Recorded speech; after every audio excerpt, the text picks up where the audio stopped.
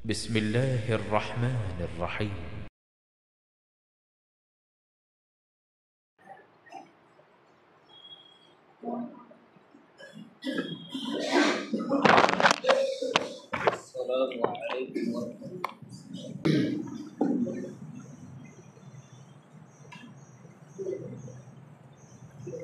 السلام عليكم ورحمة الله وبركاته. إن الحمد لله نحمده ونستعينه ونستغفره ونعوذ بالله من شرور أنفسنا ومن سيئات أعمالنا. من يهده الله فلا مضل له ومن يضلل فلا هادي له. ونشهد أن لا إله إلا الله وحده لا شريك له. ونشهد أن محمدا عبده ورسوله.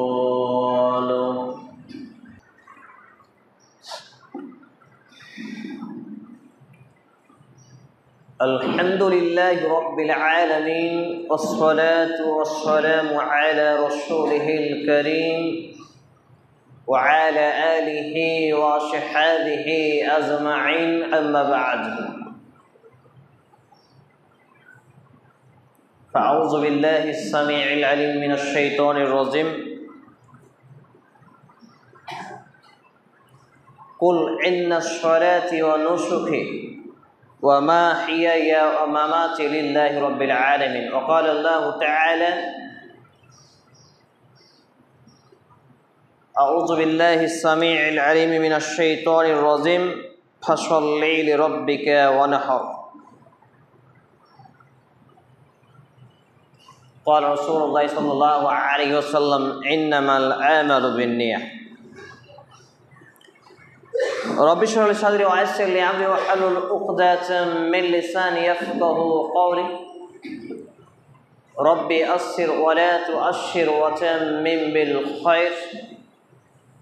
ربي زدني علما ربي زدني علما ربي زدني علما.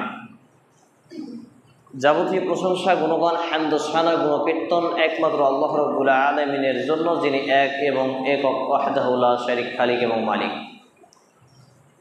যে আল্লাহ রাব্বুল আলামিন আমাদেরকে উঠা, খাওয়া, বসা, হাঁটা চলা সহ অসংখ্য অগণিত নিয়ামত রাজি বর্তমান সময় পর্যন্ত, অর্থাৎ 2 জিলহাজ 1446 হিজরি, 30 মে 2025 এবং 16 জ্যৈষ্ঠ 1432 বঙ্গাব্দ পর্যন্ত জীবিত রেখেছেন, বাঁচিয়ে রেখেছেন। এই জন্য আমরা আল্লাহ রাব্বুল আলামিনের প্রশংসা করত আন্তরিকতার সাথে ছোট্ট একটি ভাষা পাঠ করি। আসুন বলে ফেলি আলহামদুলিল্লাহ। অতঃপর অসংখ্য দরুদ ও সালাম, শান্তির ধারা বর্ষিত হোক আখিরি নবীন নবী রাহমাতুল লিল আলামিন, বিশ্ব মানবতার মুক্তির দূত মহাত্মা মহাপুরুষ মুহাম্মদুর রাসূলুল্লাহ বলি সাল্লাল্লাহু আলাইহি ওয়াসাল্লামের প্রতি আমরা বলি আল্লাহুম্মা সাল্লি আলাইহি আল্লাহুম্মা বারিক আলাইহি সাল্লাল্লাহু তাআলা আলাইহি ওয়াসাল্লাম। আনা তালিব ইলম, আমি একজন ইসলামের নগণ্য ছাত্র হিসাবে আজকের জুমার খুতবার আলোচনার সংক্ষিপ্ত বিষয় হলো কুরবানির পূর্ব মুহূর্ত বা কুরবানি করার আগেও কিছু গুরুত্বপূর্ণ ইবাদত। উল্লেখিত বিষয়ের প্রতি পবিত্র কোরআন এবং সেই সুন্নাহর আলোকে গুরুত্বপূর্ণ তথ্য ও তথ্যবহুল বিবরণের আপ্রাণ প্রচেষ্টা রাখছি ইনশাআল্লাহুল আজিজ। ওয়া মা তৌফিকি ইল্লা বিল্লাহ, আলাইহি তাওয়াক্কালতু ওয়া ইলাইহি উনীব। কুরবানি করার আগে গুরুত্বপূর্ণ ইবাদত সম্পর্কে জানতে হলে আমাদেরকে বেশ কয়েকটি ইবাদত জানিয়ে দেওয়া হয়েছে আজ থেকে 1445 বছর পূর্বেই। আলোচনা শুরু করার আগে আপনাদের সামনে দুটি কথা না বললেই নয় বলে মনে করছি। তার একটি কথা হলো যারা হাঁটু গেড়ে বসে আছেন এবং হেলান দিয়ে আছেন, হাঁটু এবং হেলান উভয়টা ছেড়ে দেবেন। যদি অসুস্থতা থাকে হাঁটু ছেড়ে দেন, হেলান ছাড়েন। একান্তই অসুস্থতা থাকে সেটি ভিন্ন ব্যাপার। ওইদিকে পেছনে দুজন হাঁটু গেড়ে বসে আছেন। জুমার দিনের সুন্নাহ বিরোধী, জুমার দিনের নিয়ম বিরোধী, জুমার দিনের রুলস অফ ল বিরোধী যে আপনি হাঁটু গেড়ে বসতে পাবেন না। যদি আপনি হাঁটু গেড়ে বসেন তাহলে আপনি আল্লাহ রাসূল সাল্লাল্লাহু আলাইহি ওয়াসাল্লামকে বুড়ো আঙ্গুল দেখালেন। অতএব হাঁটু ছেড়ে বসতে হবে, এটাই হচ্ছে বিধান। আরেকটি ব্যাপার বলবো না ভেবেও আমার মনে দাগ কাটছে, এবং না বললে মনে হচ্ছে জুলুম হবে আমার নিজের প্রতি এবং ইসলামের যেটুকু আল্লাহ জ্ঞান দিয়েছে তার প্রতিও। কোন পর্যায়ে এলে আমাদের চেয়ারে বসে সালাত আদায় করা লাগে এই ব্যাপারে আমার আলোচনা আছে, লিখনীয় আছে, শুধু জাস্ট টাচ দিচ্ছি। একজন ব্যক্তি কত পরিমাণ অসুস্থ হলে তাকে চেয়ারে বসে সালাত আদায় করতে হয়, এই ব্যাপারে হানাফি মাযহাবের মধ্যে তো স্পষ্ট এটাকে নাজায়েজ হারাম করে দিয়েছে। তবে আহলে সুন্নাহ ওয়াল জামাআহ সালাফি আকীদা এবং মানহাজের ভিতরে এর পারমিশন রয়েছে শর্ত সাপেক্ষে। অর্থাৎ আমি যদি আংশিক অসুস্থ হয়ে এ কাজে অভ্যস্ত হই আর সাজদা করার ক্ষমতা আমার রয়েছে মাটিতে, মেঝেতে, কিন্তু আমি যদি মেঝেতে সাজদা না করি, আল্লাহু আ'লাম বিস-সাওয়াব, আমার সাজদা আল্লাহ পর্যন্ত পৌঁছাবে না। কিন্তু যদি আমি ওই পর্যায়ের আসলেই অসুস্থ হই, তাহলে আমি যেহেতু যা করছি সব কিছু আল্লাহ দেখছেন, আলিমুল বিজাতিস সুদূর, তিনি অন্তরের অন্তরস্থলের খবর রাখেন, তাহলে তিনি আমার ব্যাপারে হিসাব নেওয়ার জন্য যথেষ্ট হবেন। অতএব ব্যাপারটাতে দ্বীনে ইলম অর্জন করে তাকওয়া অর্জন করার আহ্বান জানানো হচ্ছে। এবং আমি মনে করি একজন ব্যক্তি মসজিদে এসেও পশ্চিম দিকে পা করে শুয়েও হলেও জামাতে আদায় করুক, কিন্তু চেয়ারের ব্যবস্থা না রাখা হোক, এটা আমার বক্তব্য। এবং আলহামদুলিল্লাহ অনেক মাদানী সালাফি ফায়েজি সহ ওলামাই কেরামগণ এটাকে সমর্থন করেছেন যে অবশ্যই এটা হওয়া উচিত, আমাদের তাকওয়াটা এই পর্যায়ে নিয়ে যাওয়া উচিত। এবারে আমি চলে আসি আমার মূল আলোচনার দিকে। আমরা বাংলা এবং ইংরেজিতে যেমন 12টি মাস পাই, ঠিক একই রকমভাবে আরবিতেও আল্লাহর গণনা মাসগুলোর মধ্যে রয়েছে 12টি মাস। তবে এই 12টি মাসের মধ্যে গুরুত্বপূর্ণ কয়েকটি মাসকে আল্লাহ রাব্বুল আলামিন সম্মানিত করেছেন। এর মধ্যে 4টি মাসকে সম্মানিত করেছেন, যে মাসগুলোতে আল্লাহ তাআলা ঝগড়াঝাঁটি, বিদ্রোহ, যুদ্ধ এসবকে হারাম করার দিয়েছেন, এবং রক্তপাত সহ বিভিন্ন কাজকামকে যেগুলো আত্মরক্ষার্থে ইসলামে যে যুদ্ধ এগুলোকে হারাম করে দিয়েছেন, তার মধ্যে একটি উল্লেখযোগ্য মাস হলো জিলহাজ মাস বা জুলহিজ্জা মাস। এটি হিজরি সনের সর্বশেষ মাস, অর্থাৎ এটি 12তম মাস এবং তাৎপর্যময় গুরুত্বপূর্ণ একটি মাস, যে এই মাসে দুটি বৃহৎ ইবাদত পালিত হয়, একটি হচ্ছে হজ উমরা আর একটি কুরবানি। তাই আল্লাহ রাব্বুল আলামিন এর প্রথম অংশকে মার্কিং করে 1445 বছর পূর্বে আমাদের সংবিধান কোরআনুল কারীমের মধ্যে একটি বার্তা, একটি মেসেজ পাঠিয়ে রেখেছেন। সেটা কি? এটি রয়েছে 89 নম্বর সূরা, সূরা আল ফজর, 30তম পারা, পৃষ্ঠা নম্বর 598, আয়াত নম্বর 1 এবং 2। আল্লাহ রাব্বুল আলামিন বলছেন, ওয়াল ফজরি ওয়া লায়ালিন আশর, অর্থাৎ ফজর সময়ের যে ওয়াক্তের, এটাকে আল্লাহ রাব্বুল আলামিন কসম করছেন, শপথ করছেন, এবং শপথ করছেন 10 রাত্রের। ইবনে আব্বাস রাদিয়াল্লাহু তাআলা আনহু সহ একাধিক তাফসীরকারকদের মতে আল্লাহ রাব্বুল আলামিন এই আয়াতে মূলত জিলহাজ মাসের প্রথম দশকের শপথ করেছেন এটি বলে তিনি তিনারা ব্যক্ত করেছেন। এবং এটি তাফসীর ইবনে কাসিরের 4র্থতম খণ্ড, পৃষ্ঠা নম্বর 535-এও এ কথাই বর্ণিত হয়েছে।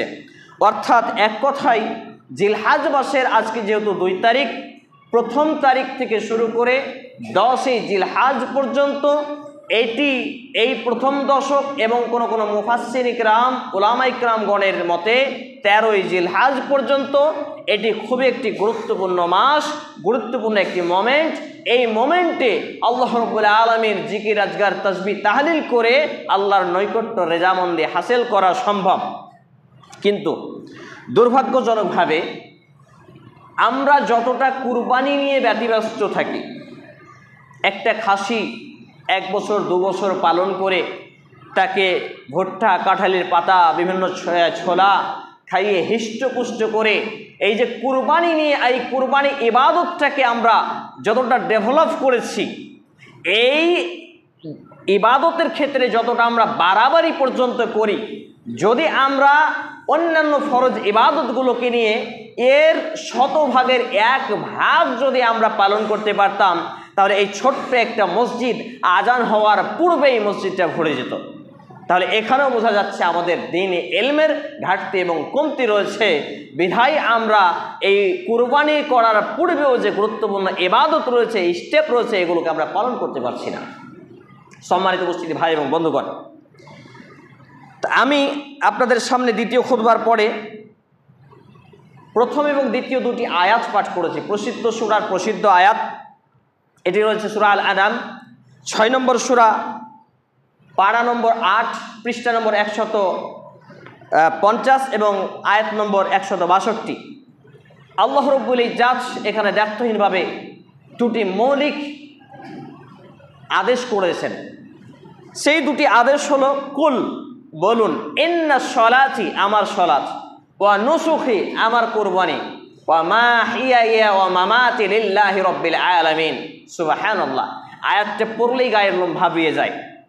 আল্লাহ রাব্বুল আলামিন নবী মুহাম্মদুর রাসূলুল্লাহ বলি সাল্লাল্লাহু আলাইহি ওয়াসাল্লামকে টার্গেট করে বলছেন, হে নবী আপনি বলুন, কুল আপনি বলুন, ইন্না সলাতি আমার সলাত, ওয়া নুসুখি আমার কুরবানি, ওয়া মাহিয়া ওয়া মামাতি লিল্লাহি রাব্বিল আলামিন, এবং আমার জীবন, হায়াত ও মৃত্যু লিল্লাহি রাব্বিল আলামিন, বিশ্বজাহানের প্রতিপালক আল্লাহ রাব্বুল আলামিনের জন্য।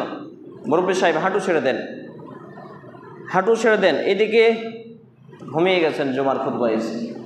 সম্মানিত উপস্থিতি ভাই এবং বন্ধুগণ,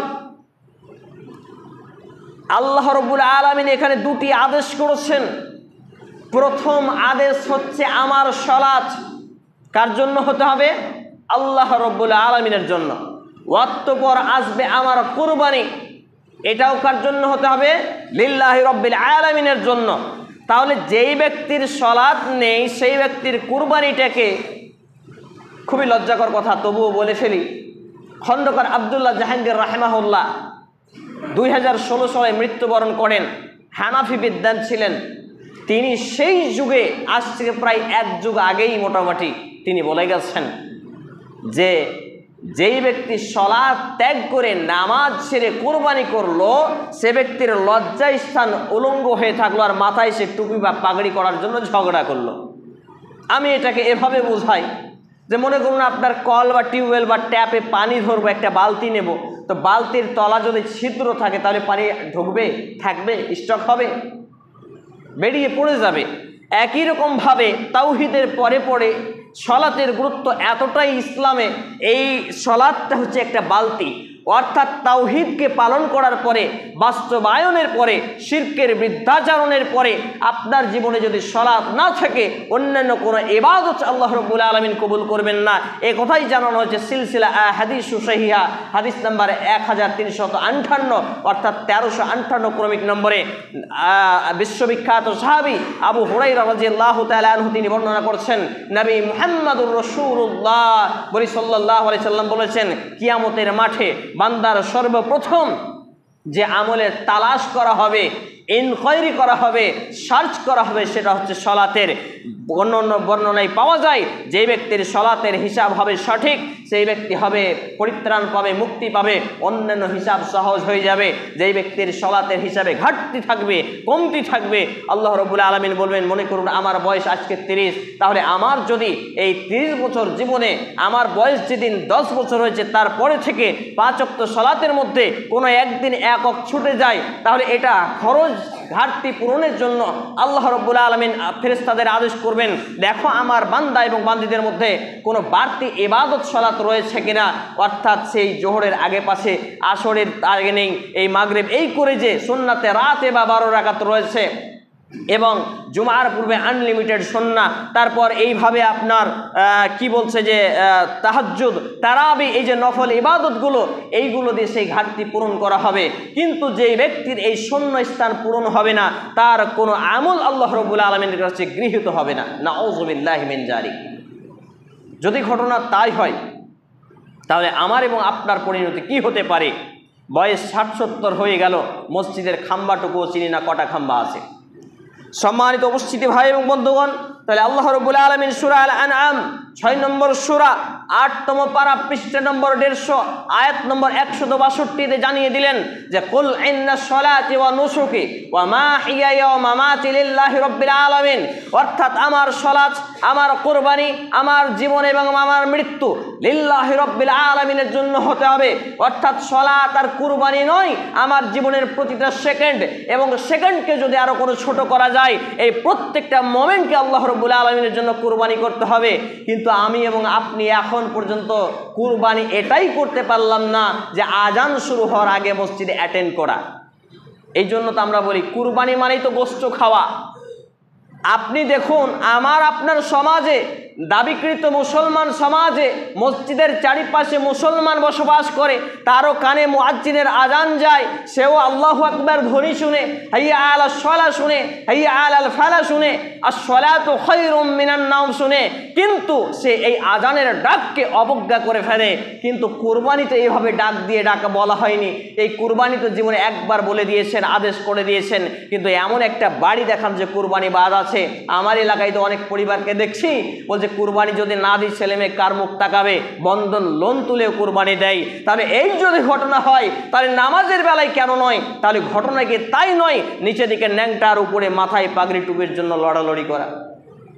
সম্মানিত উপস্থিতি ভাই এবং বন্ধুগণ, আমি দ্বিতীয় খুতবার পরে দ্বিতীয় দফায় আপনাদের সামনে 2 নম্বরের একটি আয়াত পাঠ করেছিলাম। এটিও প্রসিদ্ধ সূরা, প্রসিদ্ধ আয়াত।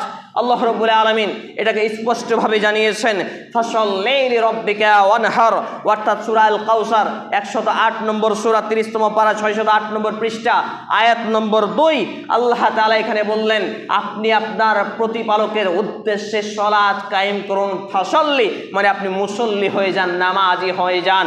ওয়ানহার অতবার কুরবানি করুন। তাহলে আল্লাহ রাব্বুল আলামিন এখানেও সুন্দরভাবে আমাকে এবং আপনাকে এই কুরবানির আগে সালাত আদায় করার কথা বললেন। তাহলে আমরা যারা সালাতবিহীন, নামাজ ছাড়া কুরবানি করি, তারা আসলেই নিচে দিকে ন্যাংটা হয়ে মাথায় পাগড়ি টুপি পরি। অতএব আমাদেরকে নিচের দিকটাকে আগে ঢাকতে হবে, পাগড়ি টুপি পরে ওটা ফতোয়া। সম্মানিত উপস্থিতি ভাই এবং বন্ধুগণ, পবিত্র কোরআনে বা হাদিসে কোথাও কুরবানি শব্দটি সরাসরি ব্যবহৃত হয়েছে বলে আমার জানা নেই, এবং এটা হয়নি বলেই মুফাসসিরিন ইকরাম, মুহাদ্দিস ইকরাম বলেছেন। পবিত্র কোরআনে সূরা আল ইমরানের 183 নম্বর আয়াত, সূরা আল মায়েদা 27 নম্বর আয়াত এবং সূরা আল আহকাফের 28 নম্বর আয়াত কুরবানি, কুরবান শব্দটি ব্যবহার হয়েছে। হিব্রু কুরবান আর এর সিরিয়াক ভাষার হচ্ছে কুরবানা শব্দ দুটির সাথে সম্পর্কিত রেখে বাংলা, ফার্সি, উর্দু ভাষায় এবং হিন্দিতে এটিকে কুরবানি রূপে পরিচিত হয়েছে। অনুরূপভাবে হাদিসেও কুরবানির শব্দটি ব্যবহার না হয়ে উজহিয়া বা জাহিয়া বা জবহিয়া এই শব্দগুলো ব্যবহার হয়েছে। অর্থাৎ কুরবানি শব্দটি একটা প্রচলিত শব্দ মাত্র, এটা কিন্তু কোরআন এবং হাদিসের শব্দ নয়। এবং কুরবানি প্রসঙ্গে যে সব আয়াতে কারিমাগুলো আমি দেখেছি যতদূর, সেইগুলো আপনি যদি দেখেন, বিশেষ করে বাংলা অনুবাদগুলো দেখলে পাবেন। সূরা আল বাকারা 2 নম্বর সূরার আয়াত নম্বর 196, সূরা আল মায়েদা 5 নম্বর সূরার আয়াত নম্বর 2 এবং 95, 97, সূরা আল হাজ আয়াত নম্বর 22 নম্বর সূরা 27 থেকে 37 নম্বর আয়াত সূরা আল ফাতহ, 48 নম্বর সূরা 25 নম্বর আয়াত সূরা আল সাফফাতের 37 নম্বর সূরা 102 নম্বর আয়াত সূরা আল আনামের 6 নম্বর সূরা 162 নম্বর আয়াত এবং সূরা আল কাউসারের 108 নম্বর সূরা 2 নম্বর আয়াত। এইসব আয়াতগুলোতে আল্লাহ রাব্বুল আলামিন কুরবানির যে বিধান, কুরবানির যে মাকসাদ, এইসব বিষয়গুলোকে ফুটিয়ে রেখেছেন।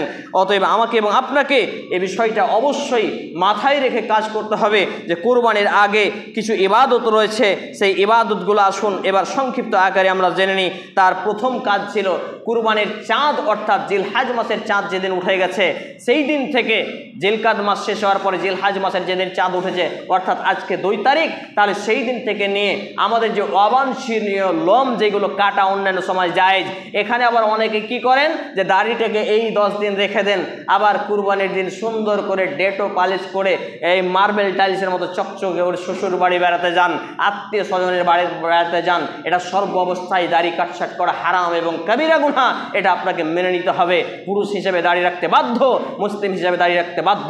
দাড়ি রাখা হচ্ছে ফরজ, দিনে এবং রাতে 5 ওয়াক্ত নামাজ যেমন ফরজ, দাড়ি রাখা হচ্ছে ফরজ। অনেক মৌলবীরাও আজকাল বলতে শুনছি যে তারা বলছে দাড়ির কথা কোরআনে সরাসরি আদেশ হয়নি।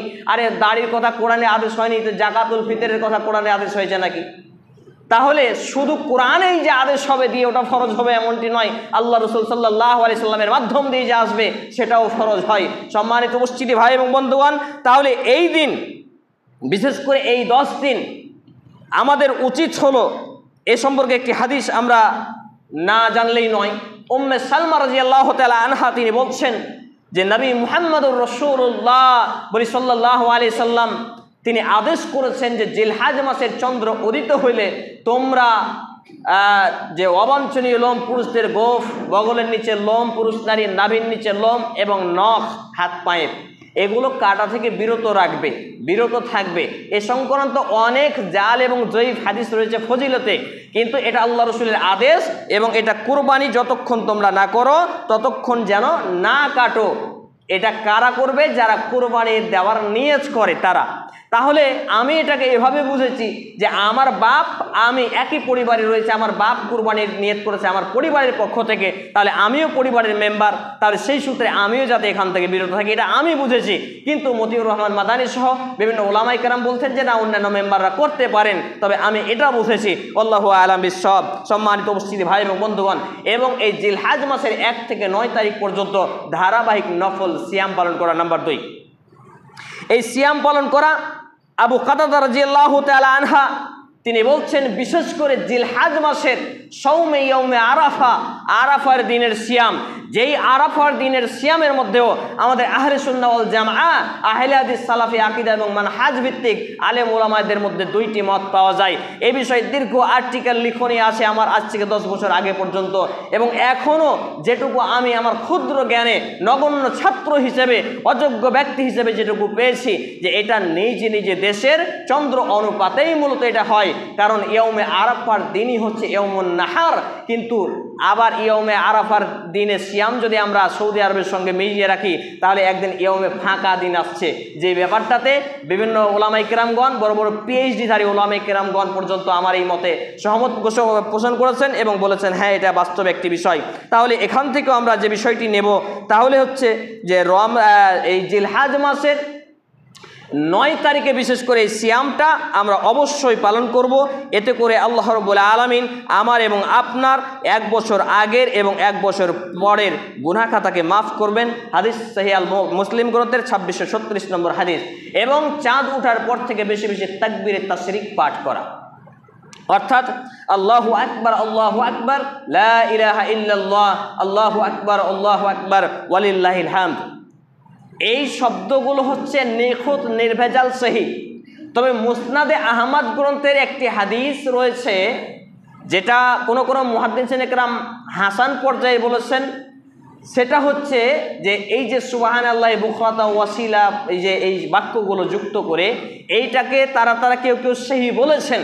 তবে ঈদের তাকবীর যতগুলো বর্ণনা রয়েছে সহিহ একবারে নিখুঁতভাবে, সেটা কিন্তু এইটুকুই, এর বাইরে যেটুকু তাকবীর এটা ঈদের তাকবীরের সাথে সম্পৃক্ত নয় বলে আবার কিছু ওলামায়ে কেরামগণ মন্তব্য করেছেন। তাহলে যাই হোক, আমরা এইটুকুই পড়বো।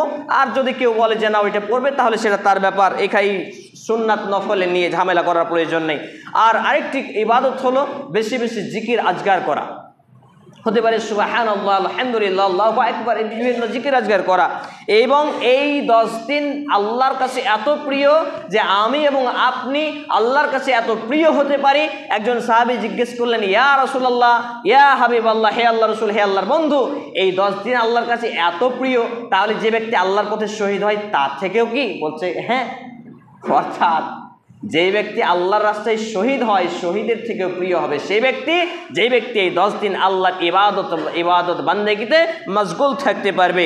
এবং আমাকে এবং আপনাকে সব থেকে বেশি লা ইলাহা ইল্লাল্লাহ এই শব্দটি, এই জিকিরটি বেশি বেশি করে পাঠ করতে হবে।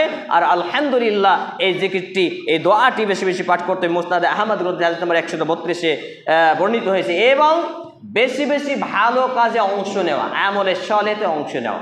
ভালো কাজ হতে পারে রাস্তা দিয়ে একজন পথিক যাচ্ছে, আপনি দেখছেন লোকটা হাঁটছে, আপনি বাইকে আছেন, একাই আছেন, একবার জিজ্ঞেসও করেন না যে চাপবেন একটু বাইকে, কোথায় যাবে?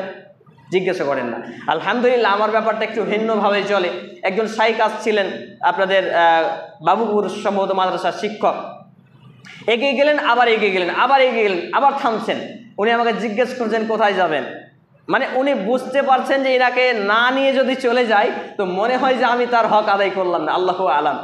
বারবার 3বার 4বার দাঁড়ানোর পর আমাকে বলছেন আমার বাইকে ওঠেন আসার পথে। তা আমাদের পথে এমন অনেক মানুষ রয়েছে যে মানুষ দেখে একজন আলেম, একজন অসহায়, একজন মুসাফির যাচ্ছেন, কিন্তু তাকে বলেন না কোথায় যাবেন, কিন্তু আপনার বাইকে ওইটুকুই তেল খাবে। এইসব ভালো কাজে অংশ নিন, হোক ব্যক্তি মুসলিম, হোক খ্রিস্টান, হোক যে কোনো ধর্মের, আপনি মানুষ হিসেবে মানুষের সাহায্য করবেন, এটা হচ্ছে আপনার ভালো কাজে অংশ নেওয়া। শুধু তাই নয়, আজকে বিশ্ব মিডিয়াকে জানিয়ে দিতে হবে ইসলাম মানে জঙ্গিবাদ নয়, ইসলাম মানে উগ্রবাদ নয়, ইসলাম মানে চরমপন্থা নয়। একজন পুলিশ অফিসারকে আমি এই ব্যাপারে বার্তা দিয়েছিলাম সেই দিন বাসুদেবপুরে একটা কফি শপে বসে, যে আপনারা যে ধারণা আজকে রাখছেন এগুলো সবই গলত। আপনাকে এমন এমন কিছু মেসেজ দিয়েছি যে মেসেজগুলো সবই তিনি স্বীকার করেছেন। এমনকি রাস্তায় কষ্টকর বস্তু ফেলে দেওয়া কি পাপের কাজ, আর কষ্টকর বস্তু সরিয়ে ফেলা কি সাধকার কাজ, এবং সব থেকে নিম্ন ঈমানের পরিচয়। তাহলে রাস্তায় একটা কুত্তা যদি ঘেউ ঘেউ করে খাওয়ার জন্য আপনার যদি উপযুক্ত ব্যবস্থা থাকে, আপনি তাকে খাবার দিবেন, এটা ইসলাম। তাহলে যেই ইসলাম রাস্তায় কষ্ট করে একটা বস্তু ফেলতে পারে না, সেই ইসলাম মানুষ মারার আদেশ করতে পারে? লা হাওলা ওয়ালা কুওয়াতা ইল্লা বিল্লাহ। এই মেসেজ আমার আপনার কর্ম, আচার, আচরণ, আখলাক দিয়ে বিশ্ববাসীকে জানিয়ে দিতে হবে। এটা হবে কুরবানি। সম্মানিত মুসলিম ভাই এবং বন্ধুগণ, এবং বেশি বেশি নফল সালাতে অভ্যাসী হওয়া, নফল সিয়াম পালনে অভ্যাসী হওয়া, আর এই কদিনে বেশি বেশি দান এবং সাদাকায় অংশ নেওয়া। আমরা তো দান এবং সাদাকায় অংশ নিতে গিয়ে এতটাই ব্যর্থ হয়ে যায়।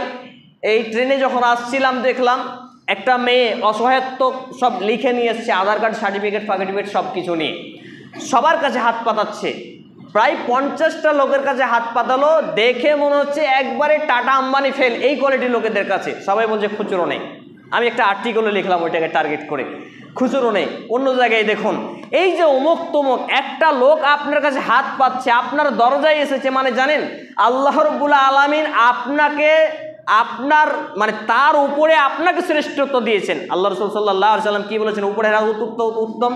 তাহলে সেই যদি হয়, তাহলে আল্লাহর ইচ্ছাতে, সৃষ্টিকর্তার ইচ্ছায় একজন ব্যক্তি আপনার কাছে তলে হাত হচ্ছে, তাহলে এই ব্যাপারটাকে এই নেই, খুচরো নেই, অবস্থা নেই, এইভাবে গুলিয়ে দিলে হবে না। এটাকে যথেষ্ট পরিমাণে সাহায্য সহযোগিতায় অংশ নিতে হবে।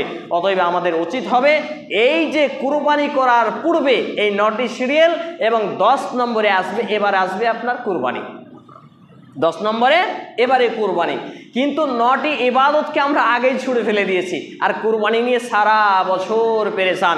ছেলেটা বলে আব্বু এবার কুরবানি দিবে না, মেয়েটা বলে আব্বু কুরবানি দেবে না, জামাই বলে জামাই বেটি আছে কুরবানি ছোট দিলে হবে, শুধু খাসি দিলে হবে, ভাগাটাও দিতে হবে। তাহলে দেখুন কুরবানি মানে গোশত খাওয়া, কুরবানি মানে কিন্তু আল্লাহর নৈকট্য নয়। অথচ কুরবানি মানে হচ্ছে যে পশুত্বের গলায় ছুরি চালিয়ে মনুষ্যত্বের বিকাশ ঘটিয়ে আল্লাহ রাব্বুল আলামিনের রজামন্দি নৈকট্য অর্জন করার নাম ছিল কুরবানি। সেই কুরবানি আজকে আমার এবং আপনার কোথায় কোথায় গোশত খাওয়ায় পরিণত হয়ে গেল। লাস্ট একটা মেসেজ, একটা হাদিস বলে আলোচনা গুটিয়ে ফেলবো, বুঝতে পারবেন আমি সহ হয়তো এতে জড়িত রয়েছে। আল্লাহর নবী মুহাম্মদুর রাসূলুল্লাহ সাল্লাল্লাহু আলাইহি সাল্লাম বলেছেন যে শুক্রবারের দিন, বৃহস্পতিবার মাগরিব সালাতের পর থেকে একেবারে শুরু হয়ে গেল শুক্রবার। এই শুক্রবারের দিন এবারে জুমআর সময় সকাল সকাল, অতি সকাল সকাল জানাবাতের গোসলের মতো ফরজ গোসলের নেই গোসল করলো, অথবা সুন্দর পোশাক পরলো, ওযু করলো, মিসওয়াক করলো, সুগন্ধি লাগালো এবং সুন্দর পোশাক পরিচ্ছদ পরলো, পায়ে হেঁটে মসজিদে আসলো। মসজিদে এসে বসার নিয়মটাও আপনাদের উল্টা দেখলাম। মসজিদে এসে বসার নিয়ম হবে মেম্বারের গোড়া থেকে, বসতে বসতে ডান দিকে চলে যাবে এক ধরনের লোক, বসতে বসতে বাম দিকে চলে যাবে, আবার দ্বিতীয় কথা ডান দিক, আবার বাম দিক, এইভাবে বসতে হবে। কিন্তু অনেককে দেখছি বাইরে এসে সুন্নাত শুরু করছেন, মানে মাসালা জানেন না, বিধান জানেন না, জানার চেষ্টাও করেন না। সম্মানিত উপস্থিতি ভাই এবং বন্ধুগণ, এই জন্য আমি বলি অযোগ্য ছাত্র হলেও 419টা মসজিদে খুতবা দিয়ে 750 প্লাস মসজিদে ইমামতি করে 1000 প্লাস মসজিদে নামাজ আদায় করে তিক্ত অভিজ্ঞতা নিয়ে আমি যে কিছু বক্তব্য দিয়েছি 500 প্লাস বক্তব্য, আপনি ওখানে 1 মিনিট 10 মিনিট করে শুনুন, কিছু না কিছু আপনার উপকার আসবে, যেগুলো হয়তো আপনি জানেন না। সম্মানিত উপস্থিতি ভাই এবং বন্ধুগণ, এবার ওই ব্যক্তি এই মেম্বারের কাছাকাছি এলো, মনোযোগ সহ খুতবা শুনলো। কোনো বাচ্চা ছেলে দুষ্টুমি করছে, কোনো মানুষের সঙ্গে কথোপকথনে লিপ্ত হলো না, চুপ করো এই শব্দটা বললো না, সাইডে সরো এই শব্দটা বললো না, কাতার ফিরে ঢুকলো না। ব্যক্তি যদি প্রথম ব্যক্তি হয় যে প্রথম মসজিদে এসেছে, এই ব্যক্তি একটা উট কুরবানি করার সমান সওয়াব পেয়ে গেল, বলি সুবহানাল্লাহ। যদি গোস্ত খাওয়া না হতো তাহলে জীবনে একদিনও তো ঘটতো মুরব্বী সাহেব, ঘটেছে? চিন্তা করতে হবে। যুবক ভাই, free fire, PUBG, cricket, football সব কিছুতে সময় জুটে, কিন্তু এই ইবাদতে সময় জুটে না, তাহলে কি বোঝায়? সম্মানিত উপস্থিতি ভাই এবং বন্ধুগণ, ফিরে আসি আমরা পবিত্র কোরআন এবং সেই সুন্নাহর দিকে। এবং কুরবানি করার আগে যে 9টি বৃহত্তম ইবাদত রয়েছে, এই ইবাদতগুলো আমরা পালন করি, অক্টোবর কুরবানি, আর তার আগে তো সালাত, এটা তো আছেই, যা ছাড়া কোনো পরিণতি পার হওয়ার কোনো অবকাশ নেই। অতএব আমাকে এবং আপনাকে এখান থেকে এই সংক্ষিপ্তভাবে যেটুকু মেসেজ নিতে হবে যে সালাতবিহীন কুরবানি করা যাবে না, কুরবানির আগে 9টি এই ইবাদতে লিপ্ত থাকতে হবে, এবং আমাদের যে যতগুলো ফর্মুলা রয়েছে, আমাদের টোটাল লাইফ অফ কোডের মধ্যে যে ইসলামের পূর্ণাঙ্গ রূপে বাস্তবে রূপ দেওয়ার চেষ্টা করতে হবে। আল্লাহ রাব্বুল আলামিন সব কিছুকে আগে আমার, তারপর উপস্থিত ভাই এবং বন্ধুগণকে বাবা জীবনকে মেনে চলার তৌফিক নসিব করুন, আমরা বলি আল্লাহুম্মা আমিন। হে আল্লাহ রাব্বুল আলামিন, আমরা যারা অসুস্থ আমাদেরকে পূর্ণ সেফায়ে কামেল আজিলা দিন, আমরা বলি আল্লাহুম্মা আমিন। হে আল্লাহ রাব্বুল আলামিন, আমরা যারা অভাবী আমাদেরকে অভাবমুক্ত হালাল জীবিকা নির্বাহ করার তৌফিক নসিব করুন, আমরা বলি আল্লাহুম্মা আমিন। হে আল্লাহ রাব্বুল আলামিন, আমাদের যারা মুসলমান হয়ে মৃত্যুবরণ করেছে প্রত্যেকের বাপ মা ভাই বোন আত্মীয় স্বজন, বিশেষ করে আমার মা এবং নানা নানি, আল্লাহ রাব্বুল আলামিন আপনি তাদের জীবনের ভুল ত্রুটি ক্ষমা করুন, তাদের কবরে শান্তির বিছানা বিছিয়ে দিন, তাদেরকে জান্নাতুল ফিরদাউস নসিব করুন, আমরা বলি আল্লাহুম্মা আমিন। এ দাবি, এ দোয়া, এ দরখাস্ত মহান আল্লাহ সুবহানাহু ওয়া তাআলার সামনে রেখে আমরা আমাদের জুমার খুতবার আলোচনা এখানেই বিরাচ্ছি। বিসমিল্লাহির রহমানির রহিম। কুল হুয়াল্লাহু আহাদ, আল্লাহুস সামাদ, লাম ইয়ালিদ ওয়া লাম ইউলাদ ওয়া লাম ইয়াকুল লাহু কুফুওয়ান আহাদ। اللهم صل على محمد وعلى آل محمد كما صليت على إبراهيم وعلى آل إبراهيم إنك حميد مجيد. اللهم بارك على محمد وعلى آل محمد كما باركت على إبراهيم وعلى آل إبراهيم إنك حميد مجيد. سبحان ربك رب العزة عما يصفون وسلام على المرسلين وآخر دعوانا الحمد لله رب العالمين. আসসালামু আলাইকুম ওয়া রাহমাতুল্লাহি ওয়া বারাকাতুহু। পড়ান জি, স্ট্যান্ডটা ছেড়ে দিয়ে দিন।